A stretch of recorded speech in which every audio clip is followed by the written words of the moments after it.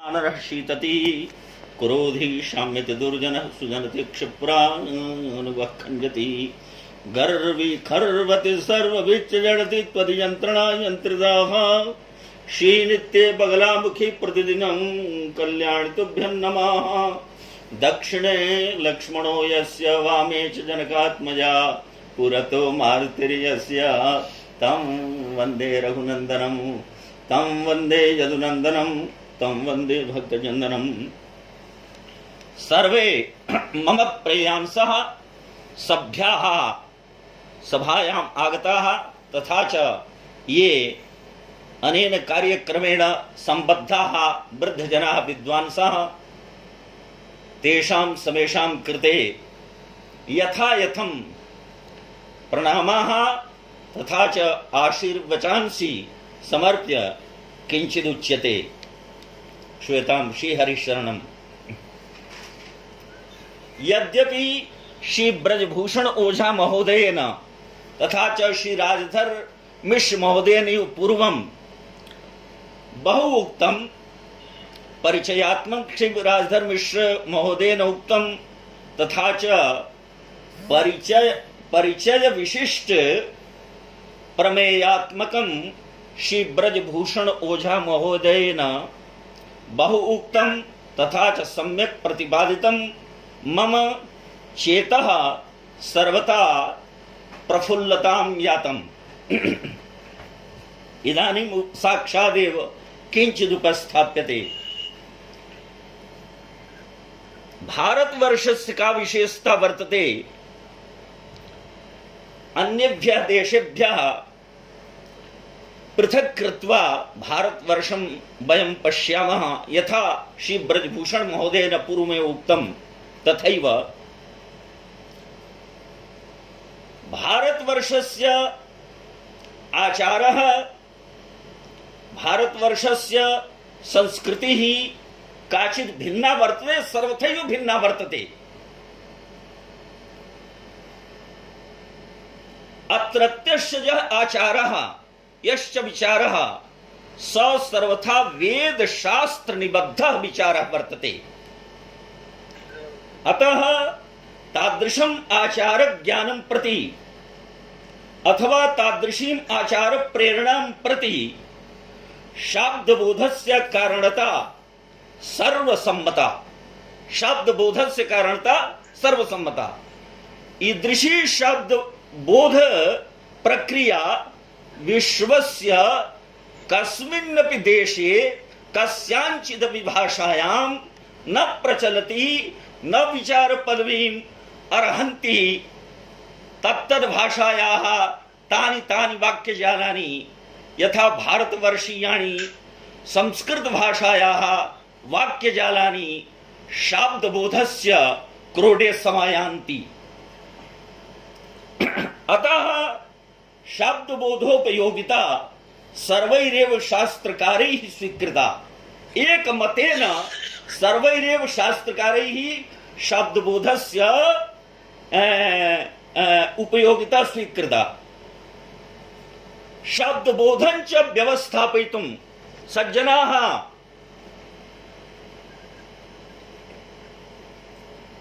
शाब्दबोधं च व्यवस्थापयितुं सर्वेषामेव शास्त्रकाराणां महान् श्रमोऽवलोक्यते। तत्र च मीमांसकाः भवेयुः, वैयाकरणाः भवेयुः, नैयायिकाः भवेयुः, किं वा वेदान्तिनोऽपि एतेषां समेषामेव दार्शनिकानां शाब्दबोधे एव मुख्यः प्रधानः दृष्टिकोणः, येन भारतीयानां सांस्कृतिकानां आध्यात्मिकानां च वाक्यानां वाक्यार्थबोधः स्यात्। वाक्यार्थबोधानन्तरं च तदनुसारी प्रयोगः स्यात् और तदनुसारी प्रयोग फलत्वेन च मोक्षोपलब्धिः स्यात्। यथा ब्रजभूषण महोदयेन उक्तम्। तत्र च शब्दबोधस्य मुख्यम साधनम वर्तते सज्जना क्रिया। शब्दबोधस्य मुख्यम साधनम वर्तते क्रिया। क्रियायामेव प्रत्येकं वाक्यस्य परिसमाप्तेरवगमात्। प्रत्येकं वाक्यं क्रियायामेव परिसमाप्यते इति सर्वसम्मतः सिद्धान्तः। अत्र एवंच वाक्यार्थबोधे क्रियायाः नान्तरीयकत्वम् अतिरोहितं क्रियायाश्च वाचको वर्तते अस्माकं समक्षं धातुः। क्रियायाश्च वाचकः कः वर्तते? क्रियायाः वाचकः वर्तते धातुः। एवं कृत्वा धात्वर्थ निर्णयाय श्री कौण्डभट्टः धात्वर्थ प्रकरणमेव प्रथमतया प्रारभमाणो ब्रूते फलव्यापारयोर् धातुरिति। अत्र भूषणसारः यद् विषयः भवद्भिः रक्षितः विचार विमर्शस्य कृते पठन पाठनस्य कृते तत्र धात्वर्थ प्रकरणमेव स्थापितम्। अतः धात्वर्थ प्रकरणस्य प्रथमा कारिका, तत्र प्रथमां कारिकां विषयीकृत्य यथा ओझा महोदयेन स्वकीय विचारः रक्षितः तथा च गणेश्वर झा महोदयेनापि तस्य श्लोकस्यैव तस्या कारिका एव प्रारम्भः कृतः। मयापि किञ्चित् नवीनम् उच्यते। श्रूयताम्। ध्वनिर् आयाति न वा? ध्वनिः आयाति। ठीक। हाँ, विचार्यतां विद्वांसः। भो विद्वांसः विचार्यताम् इदानीं यत् कथयामि। श्रीमद् दीक्षितस्य कारिका वर्तते फलव्यापारयोर् धातुः इत्यंशमेव आदाय किंचित् वच्मि। फलव्यापारयोर् धातुः इत्यस्य स्थाने फलव्यापारवान् धातुः इत्यस्य स्थाने ओझा महोदय, विष्णुकांत जी, श्रीधर जी, फलव्यापारयोर् धातुः फलव्यापारयोर् धातुः इत्यस्य स्थाने फलव्यापारयोर् धातुः इत्यस्य स्थाने फलव्यापारवान् धातुः इत्येव कथं न उक्तं श्रीमद्दीक्षितेन? अथवा द्वितीयः कल्पः प्रस्तूयते फलक्रियार्थको धातुः। अत्यंत सरलः प्रकल्पः वर्तते, सरलः कल्पः वर्तते। फलव्यापारवान् धातुः इति प्रथमः कल्पः, द्वितीयः कल्पः भवति फलक्रियार्थको धातुः। एवं कथं न उक्तं? तथा च एवमेव वर्तते मम समक्षं तृतीयः कल्पः। कस्तावत् तृतीयः कल्पः?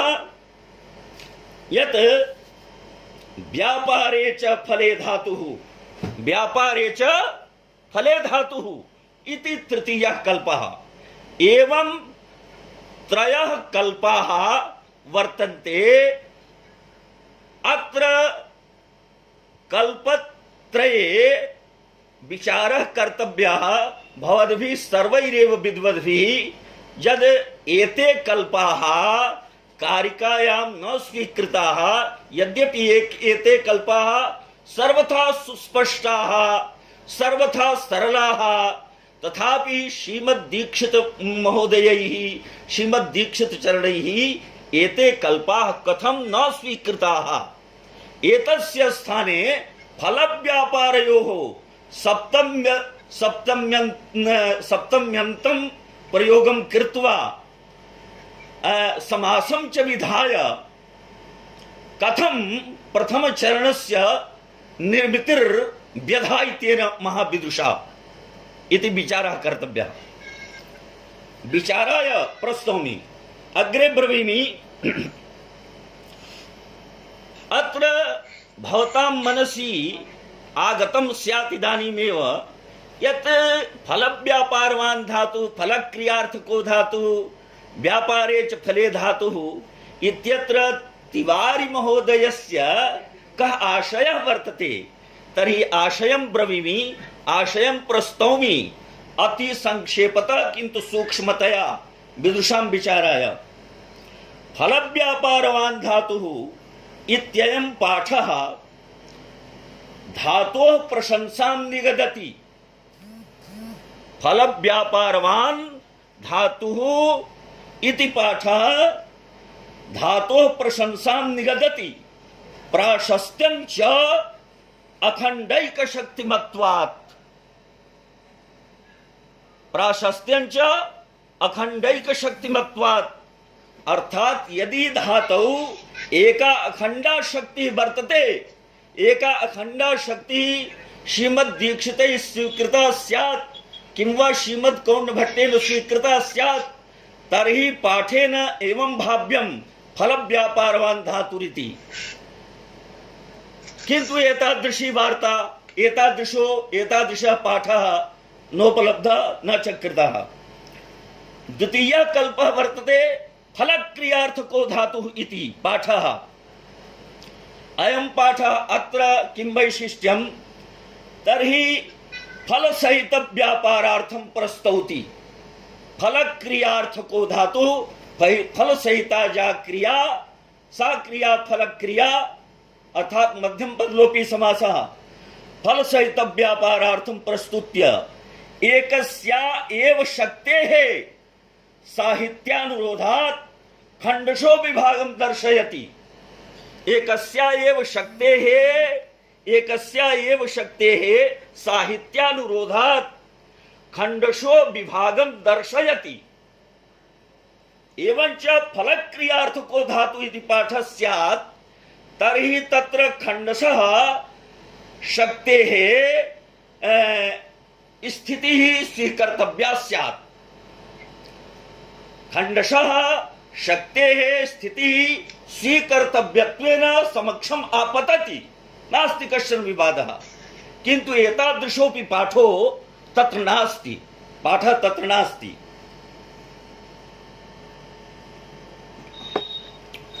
अथ च तृतीयः कल्पः वर्तते व्यापारे च फले धातुः व्यापारे च फले धातुः इति तृतीयः कल्पः किन्तु अत्र कल्पे अस्माभिः विचारणीयं यत् साक्षात् व्यापारार्थः पृथक् भूतं वस्तु एवंच फलं सर्वथा पृथक् भूतं वस्तु किन्तु इममेव तृतीयं कल्पं व्यापारे च फले धातुः इममेव तृतीयं कल्पं ऊरीकृत्य श्रीमद्दीक्षितेन कारिका रचिता सा च अत्र च पृथक् पृथक् मया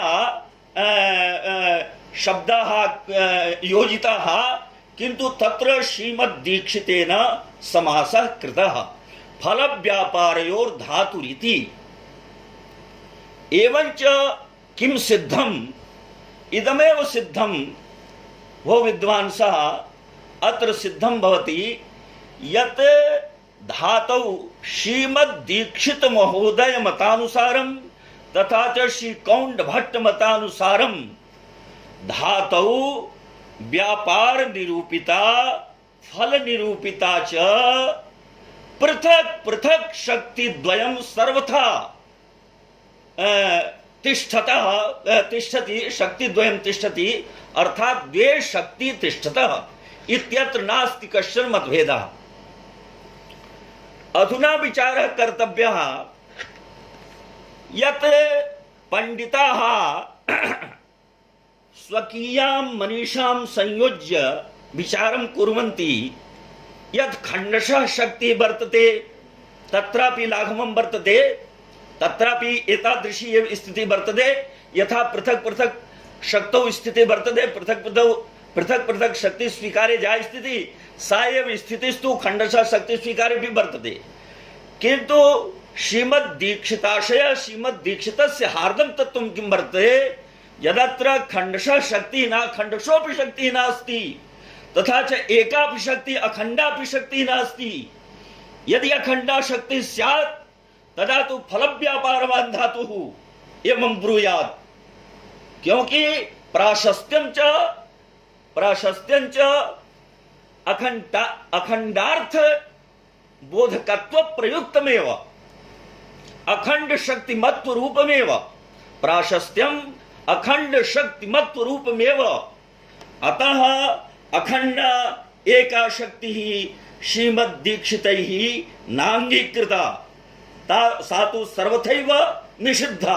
अतः तस्य चर्चा भूषण सारे अस्माभिः कथमपि न कर्तव्या। यदि भूषण सारस्य कारिकायाः अर्थः पाठनीयः कारिकायाः यद् विवरणं कौण्डभट्टेन प्रदत्तं तद् विवरणं यदि प्रस्तोतव्यं तर्हि एकस्याः शक्तेः चर्चा अस्माभिः न कर्तव्या विशुद्धा चर्चा कर्तव्या। यत् श्रीमद् दीक्षितानां मतेन एका शक्तिर्नास्ति भो छात्राः नास्ति भो विद्वांसः। छात्राः पृच्छन्ति यद् भो गुरुदेव अत्र किं खंडशः शक्ति वर्तते तर्हि ये मया कल्पाः प्रस्तुतीकृताः एतदनुसारं खंडशः शक्तेरपि निषेधः सर्वथा क्रियते। तर्हि पृथक् पृथक् द्वे शक्ति तिष्ठतः।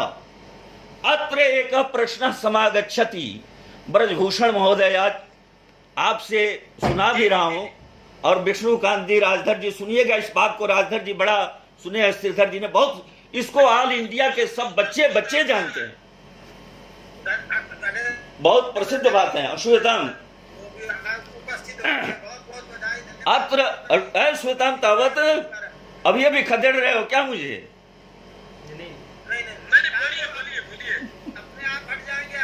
हाँ तो हट ही जाओगे जब थक जाऊंगा। तो श्वेतांत अत्र एतादृशी स्थिति वर्तते कि भूल गया बात, क्या बोल रहा था? खंडशः शक्ति नास्ति। हाँ पृथक पृथक शक्ति द्वयं वर्तते सर्वथा स्वतंत्रम सर्वथैव च उपस्थिति द्वयं स्वतंत्रम। किंतु शब्द बोध वेलायाम तेषाम अन्वयो भवतीति श्री दीक्षितानां सिद्धान्तः। अत्र श्री नागेश भट्टैः एकः तर्कः प्रस्तुतीकृतः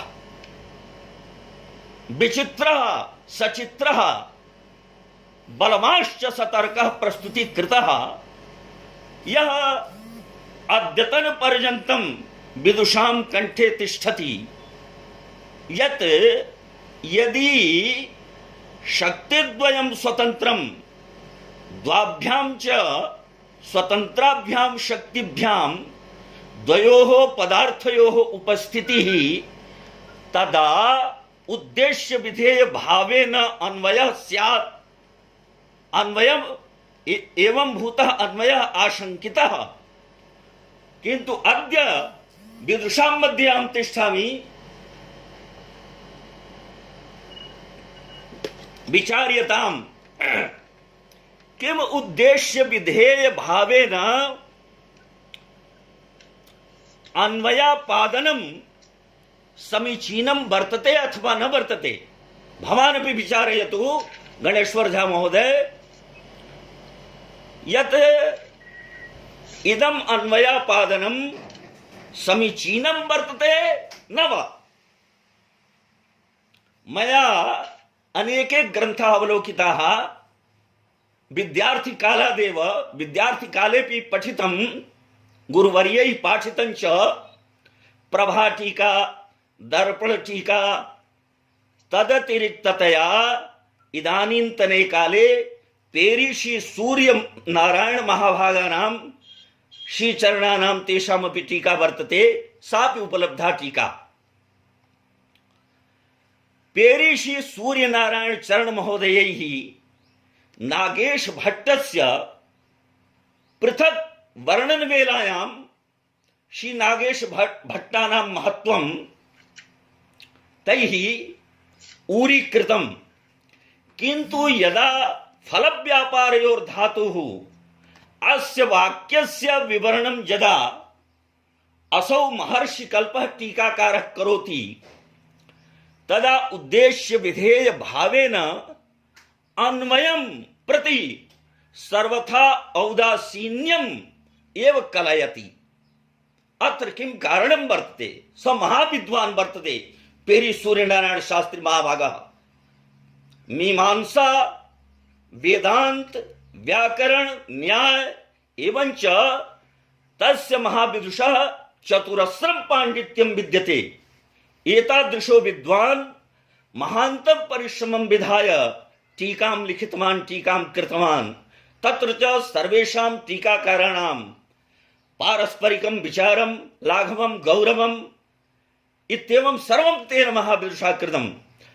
किन्तु यदा फलव्यापारयोर्धातुः इत्यस्याः पङ्क्तेः विचारं करोति असौ, तदा उद्देश्य विधेय भावेन अन्वयं सर्वथैव तिरस्करोति, तिरस्कुर्वन्नेव प्रचलति।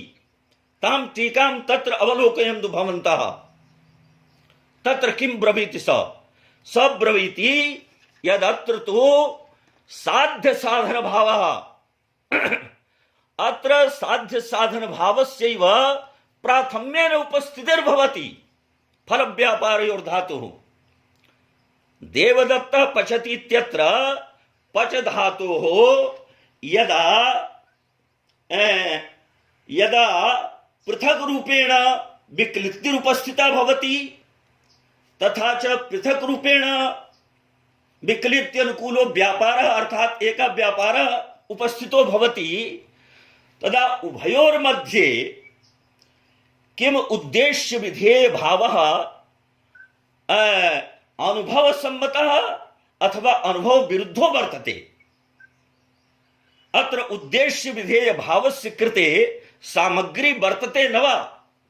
यथा नीलो घटः, उदाहरणं दत्तम् अनेकैः सर्वैरेव टीकाकारैः उदाहरणं दत्तं यत् द्वयोः पदार्थयोः, द्वयोः स्वतन्त्रयोः पदार्थयोः परस्परम् उद्देश्य विधेय भावेन अन्वयः कर्तव्यः।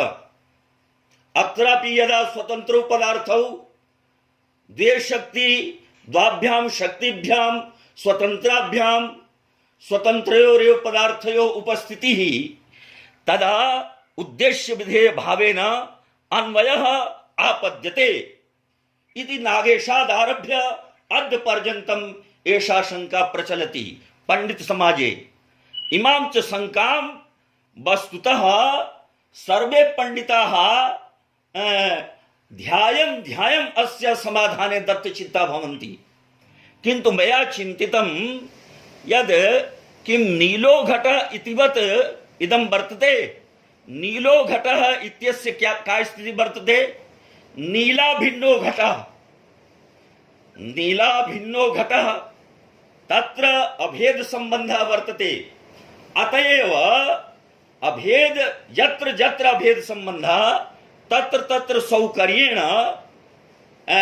उद्देश्य विधेय भावस्यापि संपन्नता भवति, वो भविति, तत्र भवत्येव। नीलो घटः इत्यत्र, देवदत्तः सुन्दरः इत्यत्र, वेदाः प्रमाणम् इत्यत्र प्रमाणाभिन्न वेदाः इति अनुभूति पथमायाति। अतः वेद पदार्थम उद्दिश्य प्रामाण्य पदार्थस्य विधेयता सिद्ध्यति। एवमेव नीलो घटः इत्यत्र घटमुद्दिश्य नीलत्वस्य विधेयत्वम् उपपद्यते। घटे नीलत्वम् आयाति, विधेयतया प्रविशति, किन्तु विचार्यताम् एतादृशी स्थितिः देवदत्तः ग्रामं गच्छति, गम धातुं स्वसमक्षं कृत्वा विचारयन्तु, संयोगः उपस्थितः तथा च एकः व्यापारः व्यापारस्य गतिरूपः व्यापारः चलनरूपः व्यापारः एवं स्वरूपं प्रदाय अस्माभिः विचारः कर्तव्यः। तर्हि संयोगः किं संयोगः चलनक्रियातः अभिन्नः चलनक्रियातः भिन्नो वा वर्तते। संयोगाभिन्नं चलनं चलनाभिन्नो संयोगः इति कदाचित् अनुभव पदवीम् आयाति न वा आयाति इति विचारः अस्माभिः कर्तव्यः। एवं कृत्वा मया इदं ज्ञातं मया चिन्तितं यत् श्री पेरी महोदयेन अस्य उदाहरणस्य उपरि तथा च अस्याः शङ्कायाः उपरि ध्यानं दत्वा यत् समाधानं दत्तं तदेव समाधानं सर्वथा श्रेष्ठं समीचीनं समाधानं च वर्तते। अतः पृथक् शक्तिवादेपि श्वेतानन्द पृथक् पृथक् यत्र शक्तिवादः पृथक् पृथक् यदा शक्ति वर्तते तदा काचित् अपि मम दृष्ट्या मयापि बहु विचारः कृतः। यथा ओझा महोदयेन उक्तं भवता उक्तमेव यत् पुरुषोत्तम त्रिपाठी गुरुभिः उक्तं यत् प्राचीन मतमेव ज्यायः तदा मम मनस्यागतं हार्दं ब्रवीमि यत् प्राचीन मतमेव ज्यायः तत्रापि सर्वथा पृथक् पृथक् शक्ति। यदा सर्वथा पृथक् पृथक् शक्तिः और उद्देश्य विधेय भावेन अन्वयस्य आशंका एव खंडिता जाता तदा अस्यां स्थितौ नागेश भट्ट मतानुसारी शब्दबोधोपि सुलभो भवति शब्दबोधः। तत्र शक्तेर्व्यत्यासस्य कर्तव्यता नापद्यते शक्तेर्व्यत्यासस्य कर्तव्यताया नास्ति आवश्यकता। एवंच प्राचीनानां मते व्यापारस्य मुख्य विशेषता भवति सर्वत्र। अथ च एकं तत्त्वं नवीनम् अन्यदपि ब्रवीमि यत् भवता उक्तं श्री ब्रजभूषण ओझा महोदयेन सुपात्मनः क्यच। श्री नागेश भट्टस्य मनसि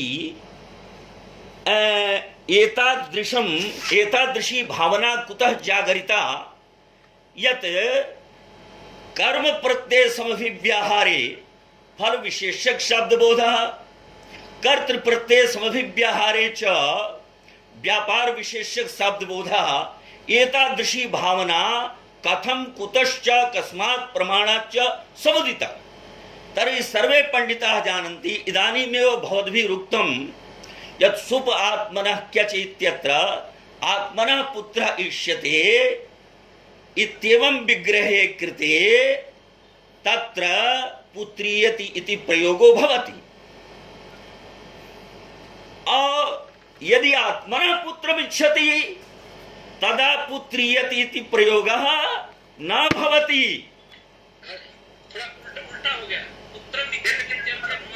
नहीं सुनिए श्रोता नहीं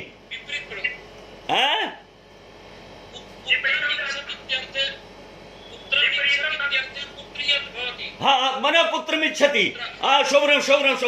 शोभनम आत्मना पुत्रमिच्छति इत्यस्मिन् विग्रहे। गुरुदेव आपने इतना अच्छा चिंतन सुनाया, हाँ मन प्रसन्न हो गया।